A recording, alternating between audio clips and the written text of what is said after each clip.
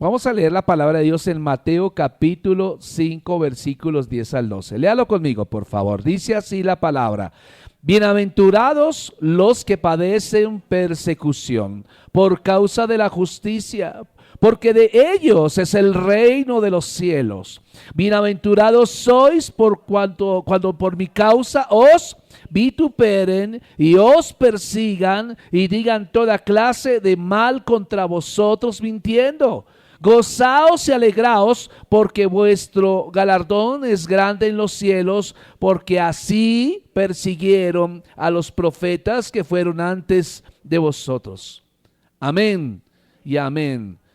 Yo creo algo y creo que Dios va a hacer algo lindo en nuestro corazón en esta mañana, porque creo que hay un tema que muchas veces dejamos de lado y creemos que por hacernos cristianos, creo que ya los problemas se acabaron.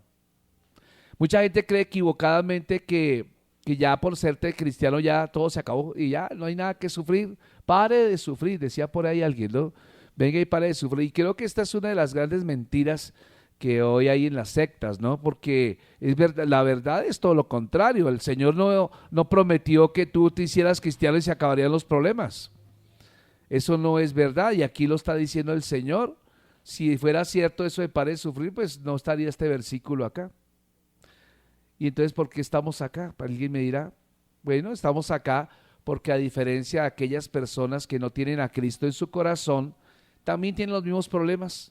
Pero ellos, a diferencia de nosotros, ellos no tienen quien los acompañe. Nosotros tenemos a nuestro Rey de Reyes y Señor de Señores. Él está en medio de las dificultades. Él está en medio y siempre cualquier dificultad por la cual atravesemos, sea cual sea, siempre el Señor la usa para nuestro bien. Aun cuando duele, aun cuando nos sorprende, aun cuando nos puede causar mucha consternación, siempre cualquier adversidad por la cual tú atravieses te debe llevar a madurar, te debe llevar a estar más cerca de Dios. Entonces ya no dejas de ser el niño llorón, ¿cierto? Cuando nosotros, usted ve que los niños cuando tienen más o menos la edad de los párvulos, ellos tienen una edad de los 2 a los 4 años que utilizan la pataleta. ¿Ah? ¿Se ha usado la pataleta? ¿Alguna vez ha tenido un niño pataletoso? Y usted darse cuenta que la pataleta son berrinches que le da al niño porque quieren que se les dé gusto o quieren alguna cosa. Y bueno, es parte de su edad, ¿no? Y pareciera también que en lo espiritual funciona de la misma manera porque muchas personas entregan su corazón a Cristo y hay momentos en su vida espiritual que les da pataletas también. Pataletas espirituales. Pregúntele a su vecino, ¿tú eres un pataletoso espiritual? Es un momento donde lloramos y lloramos por cualquier tontería, por cualquier cosa sugestiva, por cualquier cosa que la verdad no lo amerita.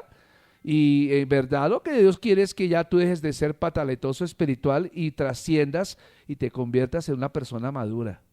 Dios quiere gente madura, Dios quiere hijos maduros, gente que las situaciones no lo agobien, que asuman con gallardía, que asuman con valentía las situaciones y que puedan decir, bueno, estoy pasando por una aflicción, pero mayor es el que está en mí que el que está en el mundo. Estoy pasando por una adversidad, me dieron este diagnóstico, me dieron este pronóstico, pero yo sé en quién he confiado. ¿Cuántos pueden decir eso? Gloria a Dios. Así que, mis amados hermanos, finalizando esta serie de bienaventuranzas, Jesús dice, bienaventurados los que padecen persecución. ¿A causa de qué? De la justicia. Y aquí, mi amado hermano, una de las cosas más grandes que podemos entender de acuerdo a la palabra es que el Señor está hablando de persecución causada por la justicia. Es decir, una bienaventuranza que viene por tú tratar de ser obediente al Señor. Cuando tú tratas de ser obediente a Dios, cuando tú quieres ser obediente y lo quieres hacer y lo llevas a cabo, obviamente tu manera de pensar va a chocar con la manera de pensar del mundo. ¿Me explico? Tal vez tú tenías tu grupo de amigos, ¿no? Y estabas allá, chévere, disfrutabas los viernes culturales y hacías lo que tenías que hacer, lo que hacías en la vieja naturaleza, pero en cuanto tú conociste del Señor, empezaste a cambiar y decir, no, ya tengo que cambiar y renunciar a ciertas cosas que ya no son parte de mi nueva naturaleza. Y entonces esas cosas que chocan, entonces la gente ya empieza a criticarte. La gente empieza a burlarse de ti, empieza a hacerte bullying y te empiezan a hacer todo tipo de cosas.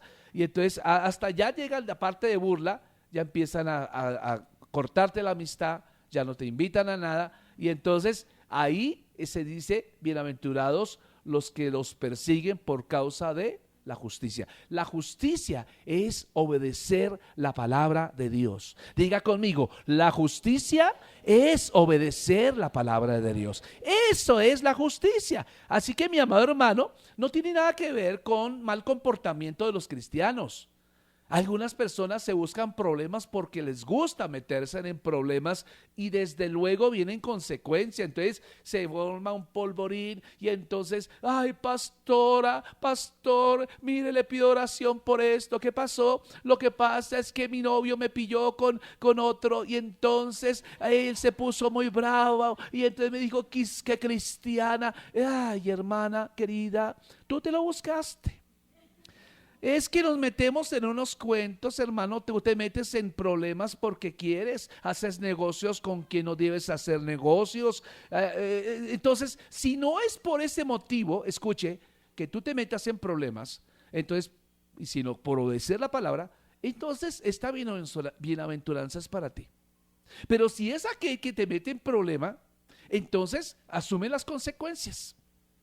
Asume las consecuencias. Entonces, realmente lo que está diciendo allí es que ya Dios quiere que ya dejes de ser un lloroncito, quiere que dejes de ser un pataletoso y te conviertas en una persona madura. Entonces, observe cómo el Señor enseña allí que no es por causa de nuestra propia estupidez o fanatismo, sino que Pedro, por ejemplo, vamos allá, primera carta de Pedro, capítulo 4, y quiero que tú compruebes qué significa ser perseguido. ¿Cuántos saben que Pedro fue perseguido? Y fue perseguido por obedecer la palabra. Y entonces vean ustedes lo que escribe allí en el capítulo 4, ¿cierto? Miren ustedes el versículo 1, dice Pedro, puesto que Cristo ha padecido por nosotros en la carne, vosotros también armaos del mismo pensamiento, pues quien ha padecido en la carne, terminó con el pecado. Escuche lo que dice el versículo 2, ¿está conmigo? Para no vivir el tiempo que resta en la carne conforme a las concupiscencias de los hombres, sino conforme a la voluntad de Dios. Baste ya el tiempo pasado para haber hecho lo que agrada a los gentiles, o sea, la gente que no tiene a Cristo, andando en lascivias, concupiscencias, embriagueces, orgías, disipación y abominables idolatrías. A estos les parece cosa extraña que ustedes no corráis tras ellos con el mismo desenfreno, disolución y os ultrajan.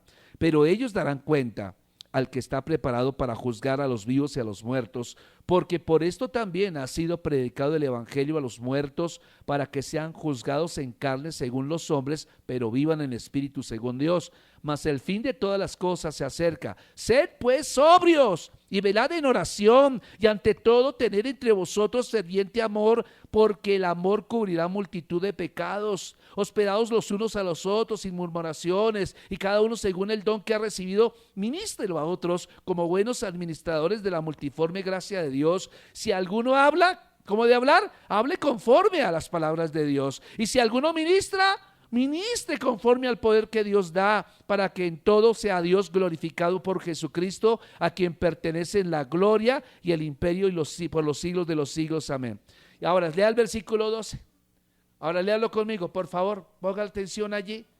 Dice, amados, no os sorprendáis del fuego de prueba que os ha sobrevenido, como si alguna cosa extraña os aconteciese, sino gozaos, diga conmigo, gozaos por cuanto sois participantes de los padecimientos de Cristo, para que también en la revelación de su gloria os gocéis con gran alegría. Si sois vituperados por el nombre de Cristo, sois bienaventurados, porque el glorioso Espíritu de Dios reposa sobre vosotros. Ciertamente de parte de ellos Él es blasfemado, pero por vosotros es glorificado.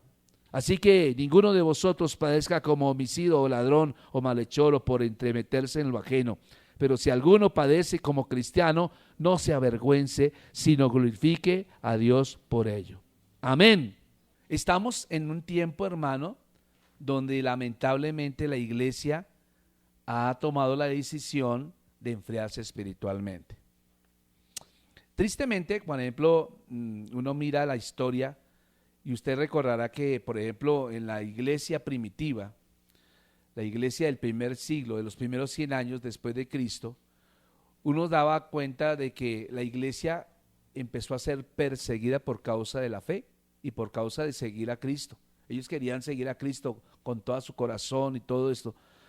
Y resulta que eso levantó como inconformidad, levantó como fastidio en el mundo, ¿cierto? Porque los cristianos, habían razones por las cuales la gente se fastidiaba de los cristianos. Le voy a mencionar algunas.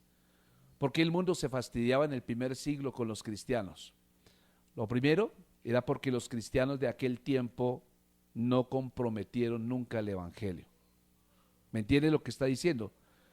Ellos empezaron a vivir una vida separada del paganismo.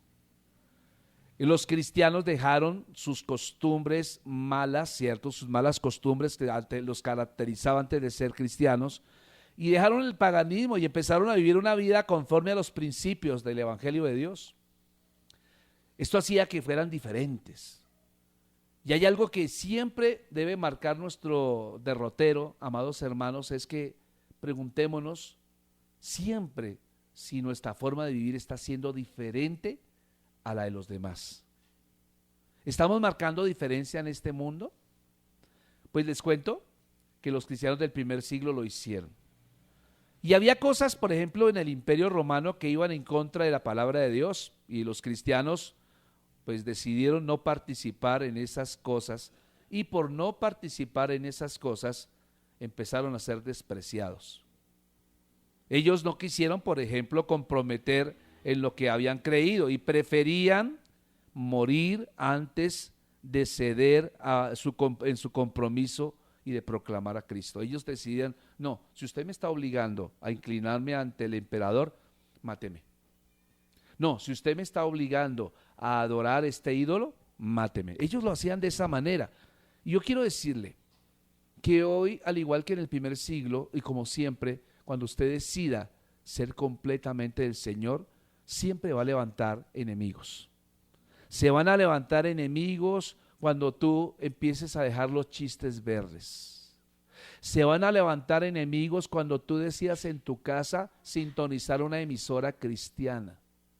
Se van a levantar enemigos cuando tú decidas a la persona decir, ay, no me interrumpa que estoy orando. Se van a levantar gente, hermanos. Eso es lo que está diciendo. Entonces, por eso, cuando tú dejes del licor, cuando dejes la sinvergüencería, cuando la gente te va a criticar. Y sabe una cosa, el Señor dice, en esa ocasión, porque tú estás siendo justo, la gente te va a criticar. Pero lo que tú tienes que impresionar no es a la gente, tú tienes que impresionar es al que te dio la vida por ti. Tú tienes que impresionar es al Rey de Gloria. Y entonces, eso requiere carácter.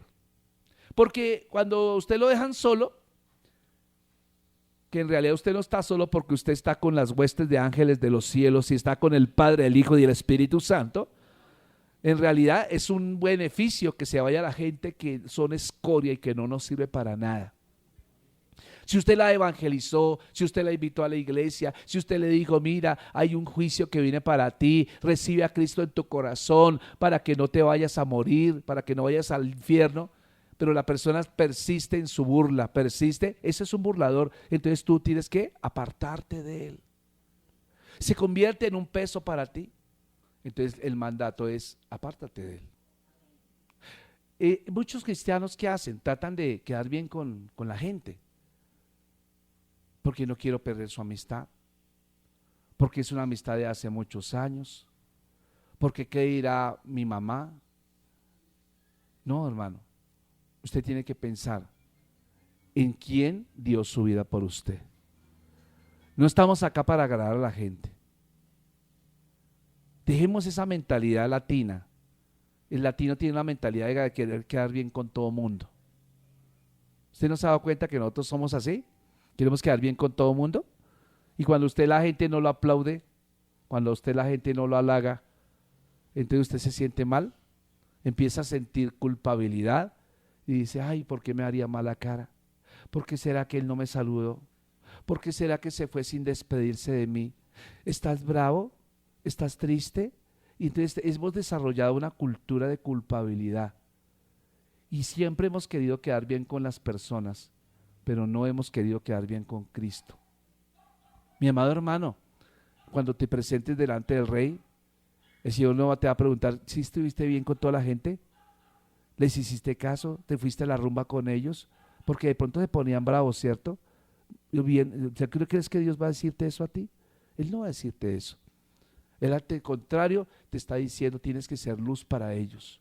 Eso es lo que dice. Y entonces note algo, los cristianos del primer siglo no quisieron comprometer el evangelio, dijeron no, yo soy una nueva criatura. Ahora la segunda razón por la cual persiguieron a los primeros cristianos fue porque ellos rechazaron adorar ídolos. Rechazaron adorar ídolos. Entonces los romanos tenían muchos ídolos y el cristiano dejaba de adorar esos ídolos y si había por ejemplo un desastre, por ejemplo en los cultivos, los romanos acusaban a los cristianos por no haber hecho sacrificio al ídolo de los cultivos y entonces los culpaban por desobediencia y los acusaban de traición, de revolucionarios y de rebeldes. Había una ley, mi amado hermano, que en todo el estado se tenía que adorar al emperador. Y allí habían estatuas del emperador y se le tenía que inclinar la gente a adorarlo, porque el emperador era como un dios. ¿Me entiende?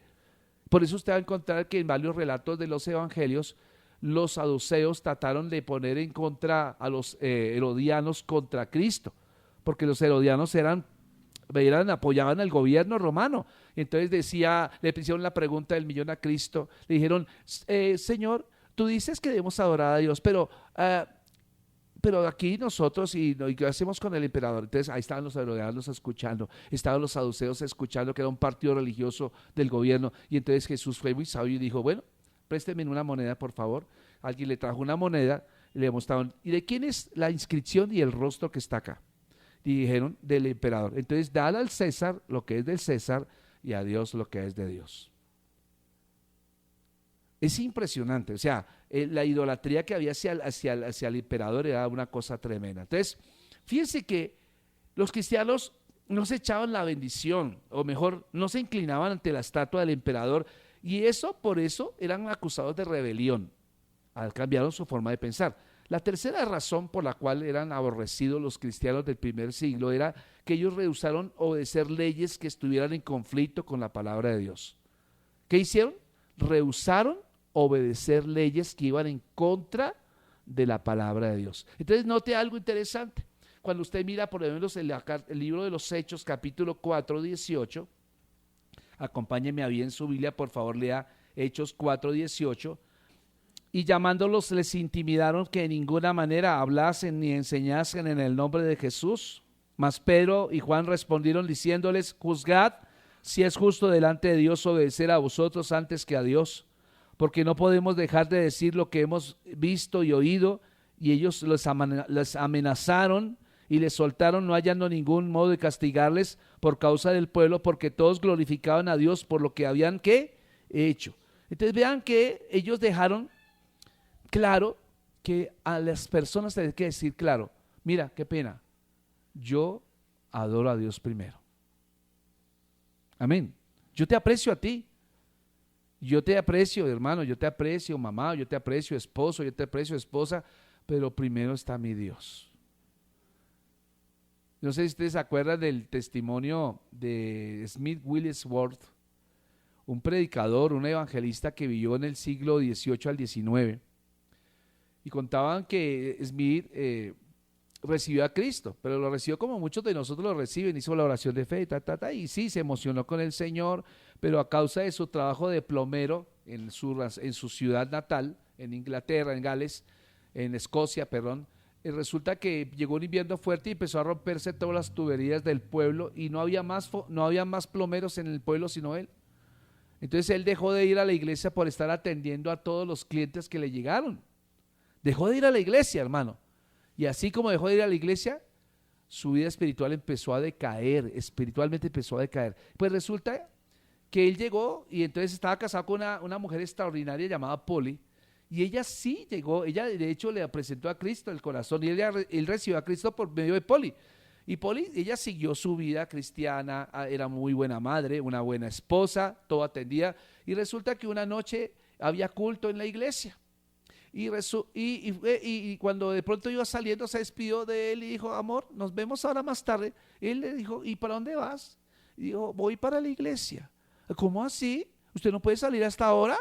No, yo tengo que salir, yo tengo un compromiso en la iglesia. No, la Biblia dice que usted tiene que someterse al marido. No, pero mi amor, si ya todo está listo, ya cenaste, los niños están durmiendo y hicimos las tareas juntos, la casa está en orden, yo voy a la iglesia.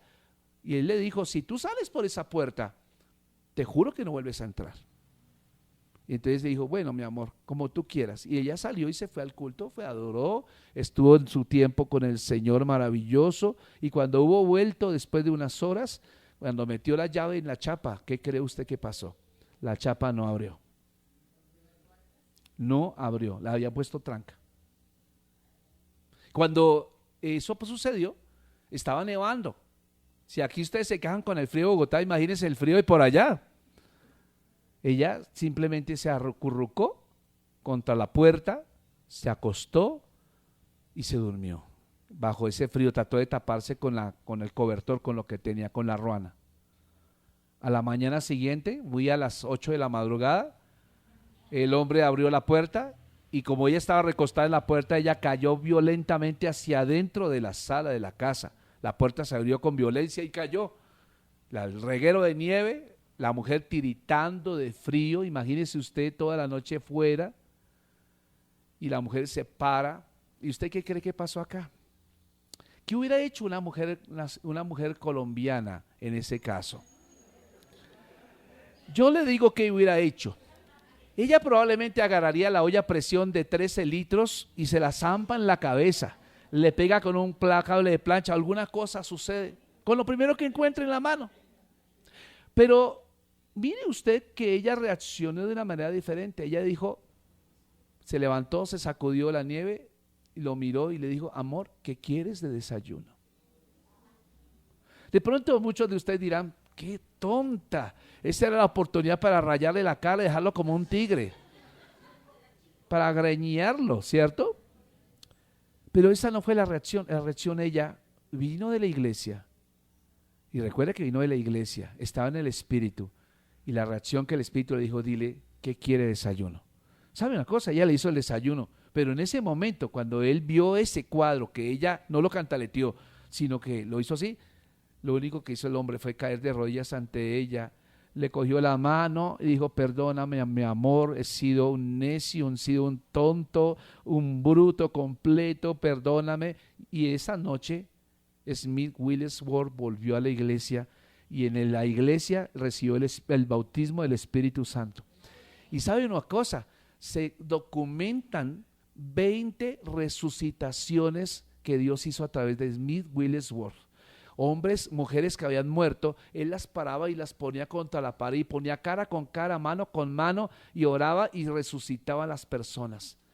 Este hombre fue conocido como el apóstol de los milagros, el apóstol de la fe, imagínense. Impresionante. Pero ¿qué hubiera pasado si Polly hubiera cantaleteado a Smith Wigglesworth? ¿De pronto habría sucedido lo que sucedió en este hombre? Este hombre se convirtió en un tremendo ministro para el Señor. Escribió libros, hay libros de Smith Wigglesworth, usted los puede preguntar en las librerías cristianas, si usted los lee, son muy inspiradores. Pero note algo, bienaventurados cuando os persigan por ser justos. Bienaventurado cuando usted lo persigan por ser ¿qué? Justo. ¿Y qué es ser justo? Por ser obediente. Si la Biblia le dice a usted, deje de ser alzado, deje de ser engreído, deje de ser chicanero, y usted lo obedece, póngale cuidado que parece que tuviera pérdida. A veces nosotros los cristianos preferimos ganar discusiones, ¿no? Y a veces hay gente que lo irrita a uno, gloria a Dios. Entonces usted le da un punto de vista y la persona empieza a subirse el tono y esto y lo otro. Sucede muy prácticamente con los testigos de Jehová y con otras sectas. Y entonces usted empieza, y entonces algo que el Señor le dice a usted, no gane la discusión, gane la persona. Usted puede ganar discusiones, pero puede perder la persona. Y entonces este caso particular, vean, que los cristianos decidieron no o rehusarse a obedecer cosas que iban en contra de la palabra de Dios. Hoy en día, con el respeto que ustedes me merecen, lamentablemente no solo en Colombia, sino en el mundo entero, se están promulgando leyes que van en contra de la palabra de Dios. Van en contra de la familia, van en contra de nuestros propios hijos, van en contra de la vida. ¿La Biblia qué enseña? La Biblia enseña la importancia de la familia. La Biblia enseña la importancia de todo de lo que es la vida, la familia, los niños. Pero muchas veces veo cristianos que apoyan a esas cosas en lugar de apoyar lo que el Señor nos dice que debemos apoyar. Entonces, es algo que causó fastidio en el mundo. Y por eso nosotros somos fastidio para muchos. En este momento, por ejemplo, supe que en el Congreso están cursando unos proyectos de ley donde pretenden que el Estado, nosotros tenemos que rendirle cuentas al Estado qué predicamos y qué no predicamos. Ya en este momento está cursando en el Congreso. Nos parece que en esta semana tiene deliberación esa cuestión porque quieren controlar qué es lo que nosotros hablamos. Así empezó la persecución. La tercera razón por la cual los cristianos del primer siglo cayeron tan mal era porque los cristianos rehusaron, digamos, la iglesia ya no estaba más protegida por estar asociada con los judíos, con el judaísmo. Cuando al comienzo usted ve que surgió la iglesia, pues para los romanos, los judíos y los cristianos eran como la misma sopa. Pero después se dieron cuenta que no eran la misma sopa, que los judíos eran una cosa y que los cristianos se estaban multiplicando mucho. Entonces eso causó también, entonces ya el gobierno no miró al cristianismo y al judaísmo como uno solo, sino que lo empezó a distinguir. Y entonces, después del año 70, cuando se destruyó Jerusalén, el imperio romano los dividió y el judaísmo, digámoslo, de alguna manera, ya no empezó a proteger al cristianismo. El judaísmo era la religión que el imperio romano había aceptado hasta ese momento y que se podía desempeñar libremente, mientras que el cristianismo para ellos era una secta a la cual llamaba inicialmente los del camino. Ya por allá, por el año 64, resulta, mi amado hermano, que empezaron a llamarlos como en tono de burla los cristianos. Y eso fue en primera vez que sucedió en un lugar llamado Antioquía de Siria. Y ahí empezó la persecución. Pero luego vamos a encontrar que muchos cristianos, a partir de ese momento, ya dejaron de reunirse en sinagogas, sino que empezaron a reunirse en catatumbas, empezaron a buscar en el desierto cuevas donde reunirse. Y por eso se ve la historia de la iglesia como allá como escondida, ¿cierto? En lugares subterráneos, por causa de la persecución, por causa de las sospechas del imperio, y entonces sucedió eso. Pero otra cosa que sucedió en aquel tiempo era, y hermano, que el cristianismo promulgaba igualdad entre los seres humanos, cosa que iba en contra del imperio, porque ustedes pueden notar que los romanos marcaban y tenían bien definidas las clases sociales. De hecho, todo lo que son estas cuestiones de estatus sociales que hoy tenemos, las heredamos del imperio romano. ¿Sabía usted? Todo esto vienen allá del imperio romano, y entonces por eso el cristianismo lo que enseñaba era que un esclavo podía ser, digamos, igual que el amo, porque para ellos son igual. ¿Se acuerda de la historia de Filemón? Filemón y de su esclavo, ¿cierto? Que Pablo les dice, ustedes son hermanos en Cristo. Y entonces el amo decía, pero es verdad, yo tengo que ver a mi esclavo como igual a mí. Sí, en Cristo todos somos iguales. Es así. Entonces eso fue algo que va en contra del imperio. Pero lo último que encuentro acá es que el progreso de la iglesia fue una amenaza para los intereses de los negocios paganos. Cuando usted lee, por ejemplo, en Hechos 19, 23, hubo por aquel tiempo un disturbio no pequeño acerca de los del camino, o sea, los de la iglesia, los cristianos, porque un platero llamado Demetrio, que hacía de plata templecillos de Diana, daba no poca ganancia a los artífices, a los cuales, reunidos con los obreros del mismo oficio, dijo, varones, sabéis que este oficio que de este oficio obtenemos nuestra riqueza. Pero veis y oís que este Pablo, no solamente en Éfeso, sino en casi toda Asia, ha apartado a muchas gentes de con persuasión, diciendo que no son dioses los que hacen con las manos. O sea, algo parecido a lo del 20 de julio. ¿Sí? Usted sabe que usted ahorita voy al 20 de julio, ¿qué es lo que venden en la calle? Venden el Divino Niño, venden la Virgen, venden todo eso, y eso es ocasión de ganancia. Pues para aquí era más fuerte, era mucho más fuerte, porque los plateros vendían templecillos de Diana, pero la gente estaba convirtiendo al evangelio, y resulta que la gente dio por entendido que no se deben adorar ídolos. Entonces se les cayó las ventas. Hubo un problema económico, mi amado hermano. Ya la gente no quería volver a comprar ídolos, y entonces fíjense que ahí empezó la persecución.